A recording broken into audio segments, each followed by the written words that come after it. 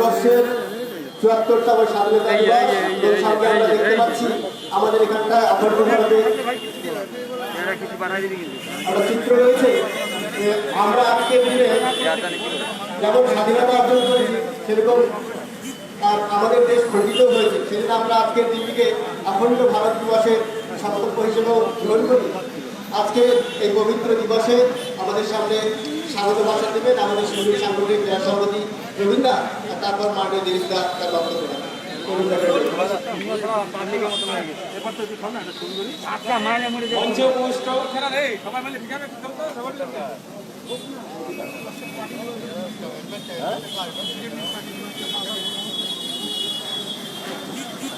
आदरणीय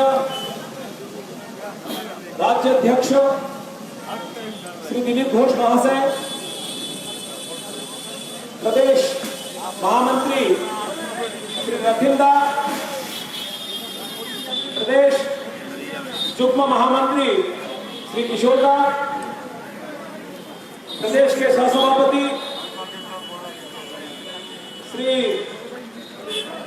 दीपेंद्र और सिलीगुड़ी सांगठनिक जिले के पर्यवेक्षक आदरणीय दीप्तिमान सेनगुप्ता महाशय, प्राक्तन सभापति श्री अरुणदा तथा जिले के विभिन्न अधिकारीगण एवं सुधी नागरिक वृंद, आज का यह कार्यक्रम स्वाधीनता दिवस के उपलक्ष्य पर हम सभी एकत्र हैं। अत्यंत आनंद का विषय है। मैं ज्यादा समय नहीं लूंगा क्योंकि हम लोग काफी देर से इंतजार कर रहे हैं माननीय दिलीपदा का। अत्यंत आनंद का विषय है। 74तम स्वाधीनता दिवस के पालन के उपलक्ष्य पर हम सभी उपस्थित हैं, लेकिन एक 30 हमारे मन में है। 15 अगस्त 1947 को देश आजाद हुआ, जरूर आजाद हुआ और इसकी खुशियां हम 74 सालों से मनाते हैं, लेकिन एक बात, एक बड़ी कीमत, एक बड़ा मूल्य हमने चुकाया था और इस बात का स्मरण भारतीय जनता पार्टी के कार्यकर्ता हमेशा करते हैं। और वो ये है कि एक बड़ी कीमत जो हमने चुकाई थी, मां भारती के दाएं और बाएं दोनों हाथों का विभाजन करने के बाद, उन दोनों हाथों को काटने के बाद इस कीमत पे हमें भारत देश की आजादी मिली थी। इसलिए 1947 15 अगस्त की आजादी निश्चित तौर पर हम सब पालन करते हैं, लेकिन इस आजादी के उत्सव के पालन के समय, उल्लास के समय, आनंद के समय हम इस बात के कष्ट को, इस बात की टीस को हम न भुला पाए कि निश्चित तौर पर हम भारत को पूरी तरह फिर से अखंड बनाएंगे। और इस बार 15 अगस्त 1947 मुख्य रूप से और अधिक प्रासंगिक क्यों हो गया, क्योंकि 370 धारा के और समाप्त होने के पश्चात पूरी तरीके से कश्मीर का विलय भारत में हुआ है। तो यह प्रासंगिक वास्तव में कुछ अर्थों में सही आजादी हम पर्व मनाने के लिए हम सब एक साथ हैं। मंच के पीछे जो फ्लैक्स लगा है, वो पर्दा लगा है, उस पर्दे में एक विशेष प्रकार का संवाद हमको मिलता है। 15 अगस्त 1947 के पश्चात प्रत्येक वर्ष हम इस स्वतंत्रता दिवस को अखंड भारत संकल्प दिवस के रूप में भी मनाते हैं। हम संकल्प लेते हैं कि मां भारती को विश्व के जग सिंहासन पर विराजमान करने से पहले, विराजमान करने के लिए हम पूरे भारत को अखंड बनाएंगे, वैभवशाली बनाएंगे और विश्व के जगसिर मौर्य स्थान पर वापस पहुंचाएंगे। यह अखंड भारत का चित्र जब हम चर्चा करते हैं, आत्मनिर्भर भारत की चर्चा करते हैं, तो सोनार बांग्ला की भी चर्चा करते हैं। और सोनार बांग्ला, मैं कहता हूं कि किसी देश कि राष्ट्रीयता का उत्थान, कोई देश विश्व में जगसिर मौर्य अगर बनता है तो उसके लिए आवश्यक होता है वो देश अपने पुराने मनीषियों का स्मरण करे, अपने अतीत गौरवमय इतिहास का स्मरण करे और अपने पूर्वजों को, अपना जो परंपरा रही है उस परंपरा के आधार पर अपने देश की आगे की गतिविधियों को चलाए। और जो देश अपने राष्ट्रीय हितों के इतिहास को, महापुरुषों को, मनीषियों को, उनके योगदान को विस्मृत करता है, तो वो देश, उस देश की राष्ट्रीयता का पलपल क्षरण होता है। और इसीलिए बहुत सारे विश्व के बहुत सारे देश नेस्तनाबूद हो गए और वो पूरी तरह धूलिसात हो गए, लेकिन भारत की संस्कृति आज भी विश्व में विद्यमान है और हम विश्व के जगसिर स्थान पर पहुंचने वाले हैं। यह अखंड भारत का जो विषय है, ये प्रथम दृष्टा इस विषय के प्रथम दृष्टिया कौन थे? तो महर्षि अरविंद के निर्माण के पश्चात उनके ध्यान कक्ष में जब देखा गया तो अखंड भारत नाम मानचित्र था। उन्होंने अखंड भारत का चिंतन हमें दिया और उनके बाद चूंकि भारत की पश्चिम बंगाल की परंपरा, गौरवमयी परंपरा को आधार मानकर हम अगर सोनार बांग्ला का गठन करेंगे तो निश्चित तौर पर हम सही अर्थों में सोनार बांग्ला का निर्माण करेंगे। कवि गुरु रविंद्रनाथ टैगोर ने सोनार बांग्ला का विषय दिया, हमें चिंतन दिया, हम सोनार बांग्ला का विषय बनाएंगे तो भारत को पहुंचाएंगे, सोनार बांग्ला बनाएंगे। नेताजी सुभाष चंद्र बोस जिन्होंने अपने बलिदानों के माध्यम से, अपने संघर्ष से भारत को स्वाधीनता दिलाई, और स्वामी विवेकानंद जिन्होंने भारत की स्वाधीनता 1947 से ठीक 50 साल पहले ही कह दिया था कि अगले 50 वर्ष तक भारत की आराध्या एकमात्र देवी भारत माता होगी और उनकी आराधना से ही भारत आजाद होगा, और ठीक 50 साल बाद देश आजाद होता है। ये संयोग मात्र नहीं है, ये वास्तव में इस देश के जो मनीषी रहे हैं उनका आध्यात्मिक चिंतन का स्तर पराकाष्ठा है। इसलिए भारत को और पश्चिम बंगाल को अगर सोनार बांग्ला बनाना है तो अपने आधार जो पुराने मनीषी रहे हैं, महापुरुष रहे हैं, उनके चिंतन के आधार पर सोनार बांग्ला गढ़ना होगा, और तभी हम सोनार बांग्ला के निर्माण के लिए अपने आप को प्रस्तुत कर पाएंगे। और सोनार बांग्ला के भित्ति प्रस्तर की स्थापना का संकल्प हम आज के दिन लेते हैं। मैं आदरणीय दिलीपदा से आग्रह करूंगा, आप सब बहुत देर से इंतजार कर रहे हैं, आदरणीय दिलीपदा आपके समक्ष घोषणा करें।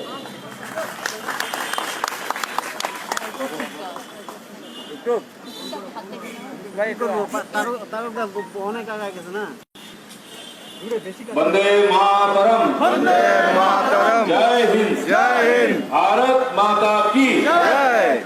स्वाधीन भारत अमर रहे, स्वाधीन भारत अमर रहे, स्वाधीन भारत अमर रहे।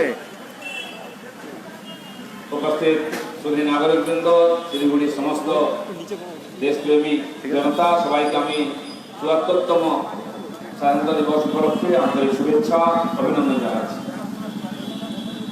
বন্ধুগণ, হাজার হাজার মানুষের বলিদানের ফলে রক্ত ঘামের পরিবর্তে স্বাধীনতা আমরা পেয়েছি।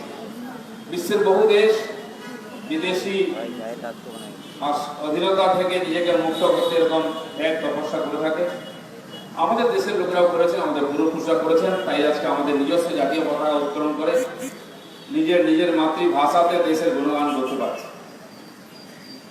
স্বাধীনতা আমরা খালি ৭৪ বছর নয়, আমাদের পরাধীনতা প্রায় ১,০০০ বছরে।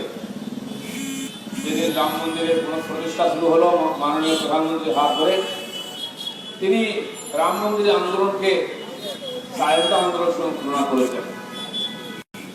সেই স্বাধীনতা আন্দোলন কেবল মন্দির প্রতিষ্ঠা নয়, আমাদের স্বাভিমান, আমাদের শৌর্য বীর্য, আমাদের ভাষা, সংস্কৃতি, পরম্পরা, আমাদের রাজনীতি স্বাধীনভাবে করার জন্য আমরা লড়াই করেছিলাম। রাম মন্দির তার প্রতীক ছিল, আমাদের রাষ্ট্রীয় শৌর্য বীর্য স্বাভিমানের প্রতীক ছিল। তাই তার প্রতিষ্ঠার জন্য ৫০০ বছর ধরে আমাদের পূর্বপুরুষরা লড়াই করেছিলেন, বলিদান দিয়েছিলেন লক্ষ লক্ষ সংখ্যায়। আর দেশ স্বাধীন হওয়ার পরে আজকে সেই মন্দির প্রতিষ্ঠা সম্ভব হয়েছে। স্বতন্ত্র নিজস্ব তন্ত্র, সে তন্ত্র খালি রাজনৈতিক ক্ষমতা নয়। রাজনৈতিক ক্ষমতা তো আগেই হয়ে গেছে পরিবর্তন, প্রতি ৫-১০ বছর অন্তর ক্ষমতা পরিবর্তন হচ্ছে। ঠিক ব্রিটিশদের ক্ষমতা থেকে পরিবর্তন কংগ্রেসের ক্ষমতা এসেছিল। আমাদের পশ্চিমবাংলায় দেখেছি কংগ্রেস থেকে সিপিএম থেকে টিএমসি পরিবর্তন হচ্ছে। ওটাই রাজনৈতিক পরিবর্তন ও স্বাধীনতা নয়। স্বতন্ত্র হওয়ার যে নিজস্ব সমস্ত ব্যবস্থা, যেমন বহু বছর পরে ভারতবর্ষ নিজস্ব শিক্ষানীতি পেয়েছে কেন্দ্রীয় সরকারের হাত ধরে, সেরকম শিল্পনীতি, বিদেশ নীতি, অর্থনীতি, সমস্ত নীতি নিজস্ব আদর্শ, পরম্পরা, সংস্কৃতির উপর আধারিত হওয়া উচিত। তবে ভারত স্বাধীন হবে, স্বতন্ত্র হবে। আজ সেই মহাপুরুষদের আমাদের স্মরণ করা উচিত। সেই সাধারণ মানুষরা যে অপরিসীম কষ্ট সহ্য করেছেন দেশের স্বাধীনতার জন্য, লক্ষ লক্ষ পরিবার নিজেকে শেষ করে দিয়েছেন দেশের স্বাধীনতার জন্য। নিজের বাড়ির ছেলেদেরকে বলেছে যাও লড়াই করো, দেশকে স্বাধীন করো, তারা শহীদ হয়ে যায়। আজকে তাদেরকে আমরা শ্রদ্ধা অর্পণ করি। কিন্তু দেশ স্বাধীন হওয়ার পরে দেশকে যেভাবে গড়ে তোলার দরকার ছিল আমরা পারিনি, বা আমাদের তৎকালীন নেতারা সেভাবে করেননি। আজকে আমাদের প্রধানমন্ত্রী আত্মনির্ভর ভারত গড়ার আহ্বান করেছেন দেশের সামনে। আত্মনির্ভর মানে কিসে আত্মনির্ভর? মানুষ যেমন নিজের জীবনে নিজের পায়ে দাঁড়ায়, স্বনির্ভর হয়, আত্মনির্ভর হয়, প্রত্যেক দেশ সমাজও সেরকম আত্মনির্ভর হয়। আপনারা জানেন যে করোনা সংক্রমণ কাল চলছে, করোনা যে ভাইরাস এসেছে সারা দুনিয়ার মানবতা তার আক্রান্ত, তার ওষুধ নেই, হাহাকার, লক্ষ লক্ষ মানুষ মারা যাচ্ছেন, বাঁচার জন্য পরস্পরকে দূরে রাখতে বাধ্য হয়েছে। সামাজিক জীব মানুষ সে সময় থেকে নিজেকে দূরে রাখার চেষ্টা করছে। অভূতপূর্ব পরিবেশ, তার কোনো ওষুধ নেই, অদৃশ্য বিপদ। এর থেকে বাঁচার জন্য বলা হচ্ছে দূরত্ব রাখুন।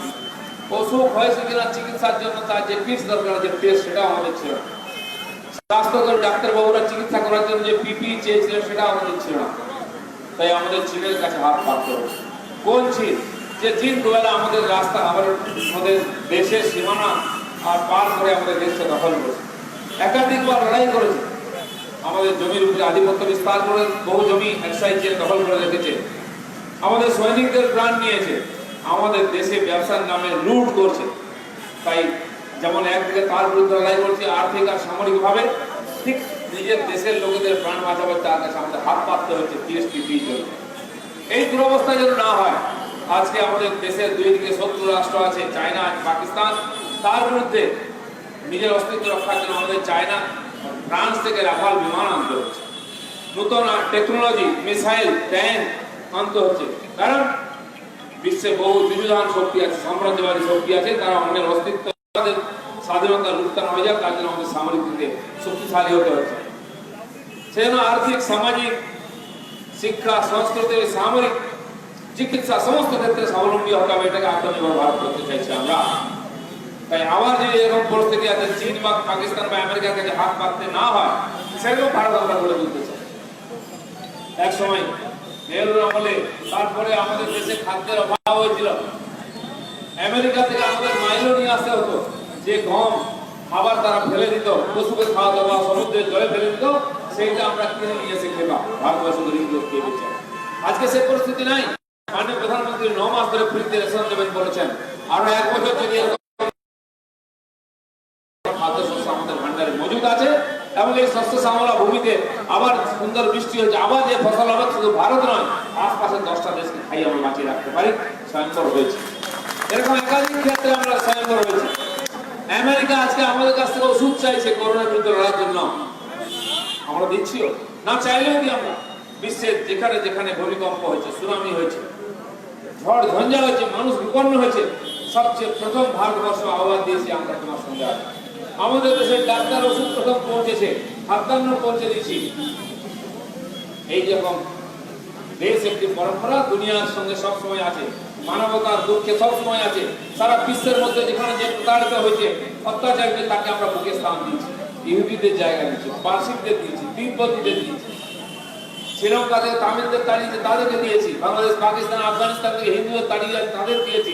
যুগ যুগ ধরে দুনিয়ার সমস্ত পীড়িত, অত্যাচারিত মানুষের জন্য ভারতবর্ষ দরজা খুলে দিয়েছে, আর আমাদের পেটের থেকে খাবার ভাগ করে তাদের খাইয়ে বাঁচিয়ে রেখেছে। কিন্তু আমরা দুর্বল হওয়ার জন্য আমাদের উপরে বহু অসভ্য জাতি, বর্বর জাতি আক্রমণ করে আমাদের বারবার পরাধীন করেছে, যাতে সেই দুর্দিন সেই দুঃসময় দেখতে না হয়। তাই আমাদের দূরদর্শী প্রধানমন্ত্রী আহ্বান করেছেন, দেশকে আত্মনির্ভর গড়ে তুলতে হবে, সামরিক দিক দিয়ে হোক, আর্থিক দিক দিয়ে হোক, শিক্ষায়, চিকিৎসায়, সমস্ত দিক দিয়ে, যাতে দুনিয়াকে আমরা খাওয়াতে পারি, সেবা করতে পারি, এরকম দেশ করতে চাই। সেই আত্মনির্ভর ভারতের আহ্বান একটা কঠিন সময় উনি দিয়েছেন, যখন আমরা লড়াই করতে করতে পিঠ থেকে গেছে দেওয়ালে, কোটি কোটি মানুষের কাজ চলে গেছে, খাওয়ার ঠিক নাই, আমরা এত বড় দুনিয়া জোড়া বিপদের বিরুদ্ধে লড়াই করছি। সেই সময় প্রধানমন্ত্রী চ্যালেঞ্জ করেছেন, একটা চ্যালেঞ্জ শুনে দিয়েছেন, আসুন আর একটু কষ্ট করে দেশকে স্বাবলম্বী, আত্মনির্ভর করে তুলি। দেশের মানুষ স্বীকার করেছে, আর স্বীকার কার কথা করেছেন? আমাদের প্রাক্তন প্রধানমন্ত্রী লাল বাহাদুর শাস্ত্রী চীন যুদ্ধের সময় আহ্বান করেছিলেন, মানুষ, দেশের মানুষকে একবেলা উপবাস করতে, রাত্রে আমরা খাবো না, গরিব দেশ, যুদ্ধের জন্য খরচা হচ্ছে, তার জন্য আহ্বান করেছিলেন, লোকে মেনেছিল। ঠিক সেরকম নরেন্দ্র মোদী আজকে দেশকে আহ্বান করেছেন সংকটের সময়, উনি বললেন চলুন জনতা কার্ফু করুন। লোক জনতা কার্ফু করেছে, সব সন্ধ্যা থেকে সকাল হতে বাড়ি থেকে বেরোয়। তারপরে তিনি আহ্বান করলেন, যে সমস্ত মানুষগুলি নিজের জীবনকে বিপন্ন করে হাতে প্রাণ নিয়ে আমার সেবা করছেন, ডাক্তার, নার্স, পুলিশ, বিভিন্ন সেবাকর্মী, স্বাস্থ্যকর্মী, ব্যাংক, হসপিটালের, এমনকি ট্রান্সপোর্টের কর্মী, পোস্ট অফিসের কর্মী, যারা নিজের জীবন বিপন্ন করে আমাদের জীবনকে সফল ও সুরক্ষিত করে রেখেছেন, তাদের সম্মানিত করার জন্য আসুন। তালি বাজায় একা, তালি বাজায়, শঙ্খ বাজায়, সারা দেশ একসঙ্গে দাঁড়িয়ে তালি দিয়েছে, শঙ্খ ঘন্টা বাজিয়ে সম্মানিত করে। তারপরে এই সংকটের সময় দেশ যাতে একসঙ্গে লড়াই করতে পারে, আবার আহ্বান করলেন, আসুন আমরা বাড়িতে প্রদীপ জ্বালিয়ে আমাদের একতা প্রদর্শন করি। দেশের 130 কোটি লোক নিজের বাড়িতে প্রদীপ জ্বালিয়েছে, ভাষা ধর্ম কেউ দেখেনি, রাজনীতি কেউ দেখেনি।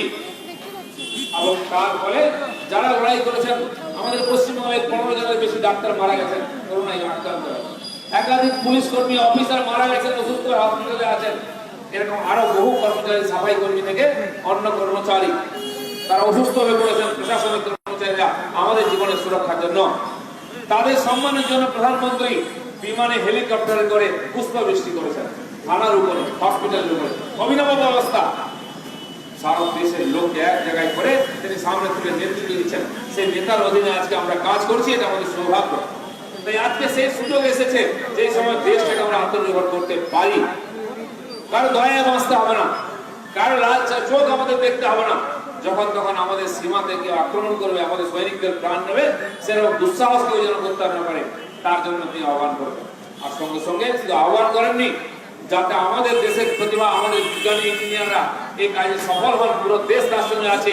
দরকার হলে কষ্ট করবো, তার জন্য চীনের তৈরি সারটা এক বন্ধ করা হয়েছে, যার দ্বারা হাজার হাজার কোটি টাকা আমাদের দেশ থেকে লুট করবে।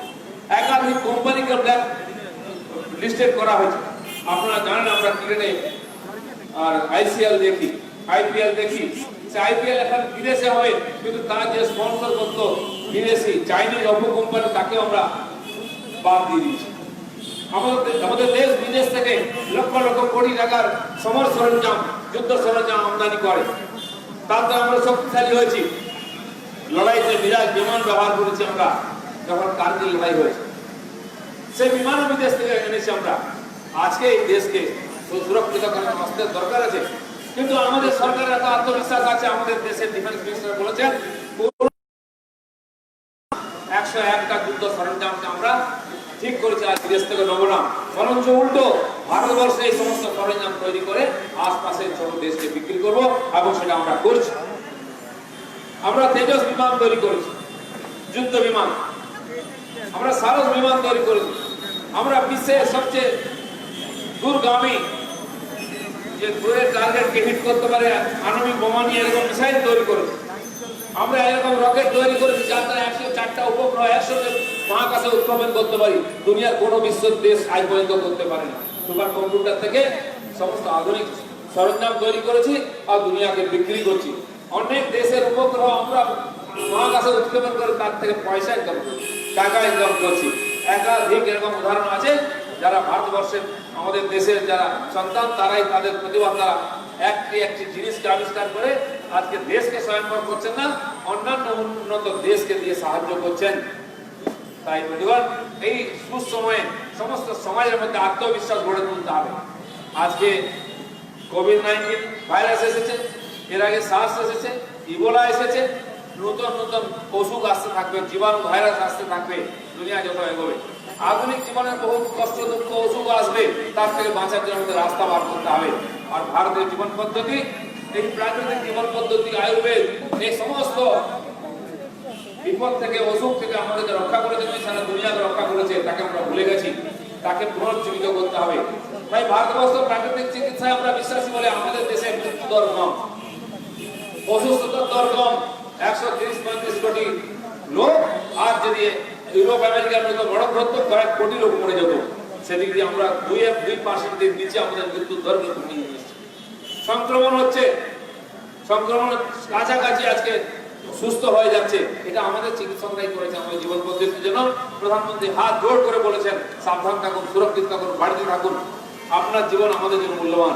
মানুষ তার কথা শুনেছে, তাই আজকে আমাদের দেশ মহামারী থেকে বেঁচে আছে। এই পরিস্থিতি ভারতবর্ষ সারা দুনিয়াকে নেতৃত্ব করবে। আপনারা ভেবে দেখুন, একটা এমন দিন ছিল যখন ইউএনএতে আমরা মেম্বার হতে গেলে আমাদের লোকে হাসাহাসি করতো, সুরক্ষা পরিষদের মেম্বার হবো বলে লোকে হাসাহাসি করতো। আমাদের দেশের লোকেরা বলতেন যে ভারতের সঙ্গে কে আছে, কে ভারতকে সাপোর্ট করবে, যে ইউএনএতে যাবে, যে সুরক্ষা পরিষদে যাবে। আর আজ ভারত তার মেম্বার হয়েছে। আজকে পরিস্থিতি এরকম হয়ে গেছে যে ভারতের সঙ্গে কে নাই। তখন বলা হতো ভারতের সঙ্গে কে আছে, আজকে বিশ্বের দিকে তাকালে সবাই ভারতের সঙ্গে আছে, আর যে ভারতের সঙ্গে থাকবে না সারা দুনিয়া তার সঙ্গে থাকবে না, তাকে একঘর করে দেবে। তাই চায়না পাকিস্তান এক করে দেবে। হয়েছে প্রধানমন্ত্রী নরেন্দ্র মোদীর নেতৃত্ব হয়েছে, তাই সারা ভারতবর্ষের সমস্ত মানুষ আজকে মোদীর উপর বিশ্বাস রেখেছেন। তাই মোদী এত বড় চ্যালেঞ্জ করে দিয়েছেন। তাই বন্ধুগণ, রাজনীতি জায়গায় থাকবে, পার্টি হবে, ইলেকশন হবে, সরকার হবে, যাবে, দেশ থাকবে, সময় থাকবে। দুনিয়ার সামনে মাথা উঁচু করে আমরা যাতে বাঁচতে পারি সেরকম রাষ্ট্র তৈরি করতে হবে, দেশ তৈরি করতে হবে। সেই অতি সাধারণ শিক্ষিত অশিক্ষিত গ্রামীণ রিক্সাওয়ালা, কৃষক থেকে আরম্ভ করে, লেবার থেকে আরম্ভ করে দেশের সর্বোচ্চ পর্যায়ে যারা আছেন, সবার ব্যবসায়ী থেকে আরম্ভ করে ব্যুরোক্রেটস যারা আছেন, যারা কর্পোরেট হাউসের লোক আছেন, ইঞ্জিনিয়ার, ডাক্তার, প্রফেসর, সায়েন্টিস্ট, সবাইকে নিজের নিজের জায়গায় কাজ করে দেশকে পুনর্গঠনের কাজ করতে হবে। তাহলে বিশ্ব দরবারে আমরা জগৎগুলো যা করতে পারবো, সেই আহ্বান প্রধানমন্ত্রী করেছেন। পশ্চিমবাংলায় আমরা যারা আছি, বিশেষ করে যারা রাজনীতি করছি, এখানে তার কোনো রাজনীতিবিদদের, বিরোধী পার্টিদের কোনো অধিকারই নেই। স্বাধীনতার একটা মূল মন্ত্র ছিল গণতন্ত্র। তাই ভারতকে আমরা গণতান্ত্রিক দেশ ঘোষণা করেছি, বিশ্বের মধ্যে সবচেয়ে বড় এবং প্রাচীন গণতন্ত্র আমরা। দুর্ভাগ্য তার একটি রাজ্য পশ্চিমবঙ্গ, সেখানে গণতন্ত্র নাই। আজকেই পতাকা উত্তোলন করতে গিয়ে আরামবাগে আমাদের একজন কর্মীকে সকালবেলা খুন করা হয়েছে।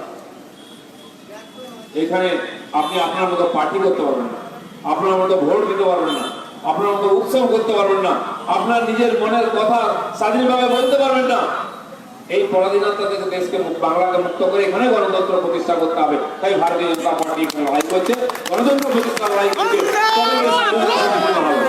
গণতন্ত্র ছাড়া স্বাধীনতা হয় না। আর ভারতবর্ষের মানুষ যুগ যুগ ধরে গণতন্ত্রের মানুষ, সেই গণতন্ত্র প্রতিষ্ঠা করার জন্য লড়াই করেছি। হাজার হাজার মানুষ, লক্ষ লক্ষ মানুষ প্রাণ দিয়েছেন। তাদের রক্তের বিনিময়ে স্বাধীনতা আছে, এসছে, কিন্তু সেই স্বাধীনতাকে এখানে ভুলুণ্ঠিত করা হচ্ছে। এখানে বিরোধী রাজনীতির জায়গা নেই, এখানে মিডিয়ার কোনো স্বাধীনতা নাই। যদি সত্য কথা বলে তাকে তুলে নিয়ে যাওয়া হবে, তার পুরো চিফকে চোরের মতো কোমরে দড়ি ধরে পুলিশ নিয়ে গিয়ে থানায় বসে জেরা করবে। স্বাধীনতা নেই এখানে। যে পুলিশ আমাদের কোমরে দড়ি বাঁধছে, সে পুলিশের স্বাধীনতা নেই। একটা চোরকে কোমরে দড়ি বাঁধে, তার ট্রান্সফার হয়ে যাবে, চাকরি করে। কোন দেশে, কোন গণতন্ত্রে আমরা বাস করছি? আমাদের 100 বেশি কর্মীকে খুন করা হয়েছে। অপরাধ একটাই ছিল, তারা বিজেপি করত। তারা আত্মনির্ভর করতে পারবে না, তাদের রাজনীতি করার দরকার নেই।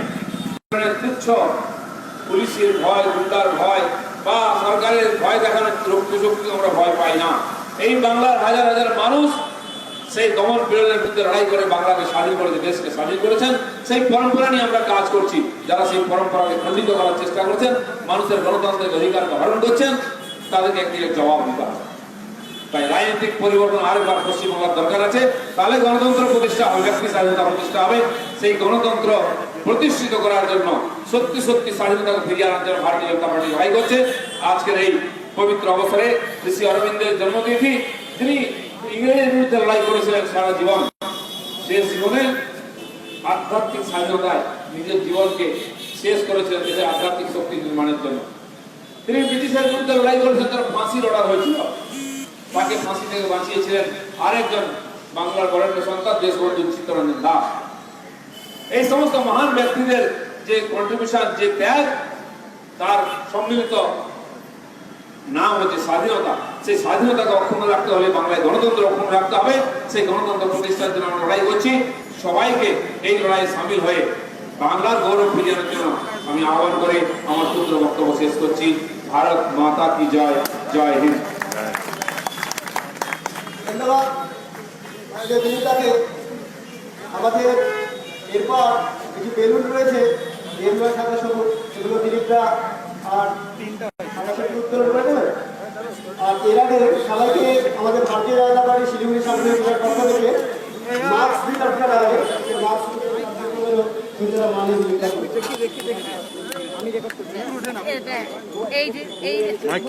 माइक तो नामा दिलीप दा एक सवाल पूछना है। बाबू माइक तो नामा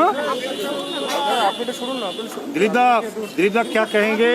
जैसे आपने कहा था डेमोक्रेसी बंगाल में कितना है और देश बंगाल कितना शांत है? देखिए, डेमोक्रेसी कितना है ये आप भी जानते हैं, मीडिया वाले आपके साथ जो व्यवहार होता है, और हम तो जानते ही हैं। हर रोज इसका फेस करना पड़ता है। हमें ना तो कोई सभा करने की अनुमति होती है, ना जुलूस करने की अनुमति होता है। यहाँ तक कि ये जो लॉकडाउन घोषणा किया है सरकार, वो भी डेमोक्रेसी को खत्म करने के लिए और भाजपा को रोकने के लिए किया गया है। इसलिए एक इतना बड़ा देश, लोकतांत्रिक देश में एक राज्य में तानाशाही नहीं चल सकती। আজকে আমাদের দেশের তার মধ্যে একজন কর্মীকে ওখানে টিএমসি গুন্ডারা খুবই দুর্ভাগ্যজনক। করোনার সময় বন্ধ ছিল, আমফানের সময় বন্ধ ছিল না, আর স্বাধীনতা দিবসও এখানে রাজনীতিক হিংসা বন্ধ হচ্ছে না। তাই এখানে আরেকটা স্বাধীনতা লড়াই লড়ে सर आपके তৃণমূলের গুন্ডারাই খুন করেছে। কিন্তু দুর্ভাগ্য, দিনে দুপুরে খুন হচ্ছে, টাঙিয়ে দিচ্ছে পুলিশ, না কমপ্লেন নেয়, না কাউকে সাজা দেয়। কারণ এখানকার সরকার এটাই পলিসি, বিরোধীদের আটকাবার যে একটা রাস্তা আছে তাদের মুখ বন্ধ করে। ठीक है दादा अरे भाई ভালোবাসা সবারই গান করা উচিত। স্বাধীনতা দিবস আনন্দের দিন, গৌরবের দিন, তো দেশভক্তি গান গাইবেন, সবাই আনন্দ করবেন, এটাই চাই আমরা। বাকিদেরও আনন্দ করার সুযোগ করবেন। दादा आरामबाग में एक हिंदी तो बोलो ना, आरामबाग में एक आदमी की खून हुई है। आज सुबह आरामबाग में भी स्वतंत्रता दिवस उद्यापन के लिए हमारे पार्टी के कार्यकर्ता एकत्रित हुए थे। झंडा उत्तोलन के समय वहाँ टीएमसी के गुंडे हमारे कार्यकर्ताओं पर आक्रमण किया। उसमें हमारे मंडल के जो अध्यक्ष है वो काफ़ी बुरी तरह और घायल हुए, और एक कार्यकर्ता का हत्या भी हुई है, उनका मृत्यु भी हुआ। तृणमूल का ऊपर अभियोग है सर। तृणमूल का ही गुंडा ये काम किया।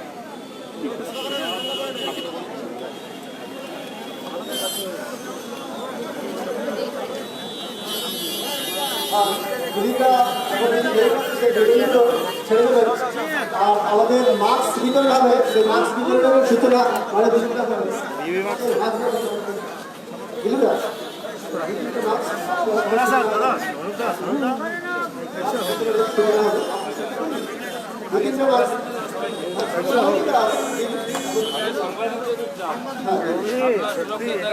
সবাইকে মাস্ক বিতরণের শুভ সূচনা হলো। আর এখন হ্যাঁ, বাকিরাও মাস্ক নিয়ে নেবেন, মাস্ক আছে পর্যাপ্ত পরিমাণে।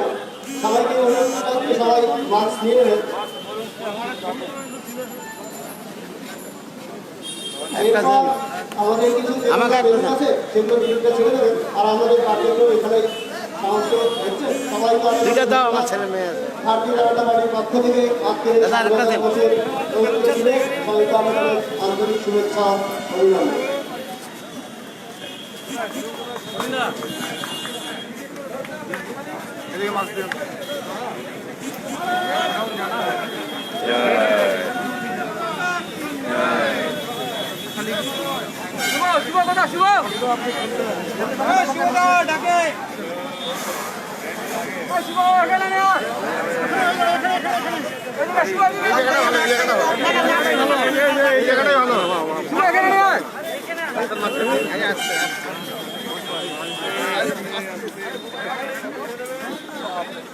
खेलছে কেন আস্তে আস্তে আস্তে ভারত মাতা কি জয়, ভারত মাতা কি জয়, ভারত মাতা কি জয়, বন্দে মাতরম, বন্দে মাতরম, বন্দে মাতরম, বন্দে মাতরম, জয় হিন্দ, জয় হিন্দ, জয় হিন্দ, জয় হিন্দ, জয় শ্রী রাম, জয় শ্রী রাম, জয় শ্রী রাম, জয় শ্রী রাম, জয় শ্রী রাম।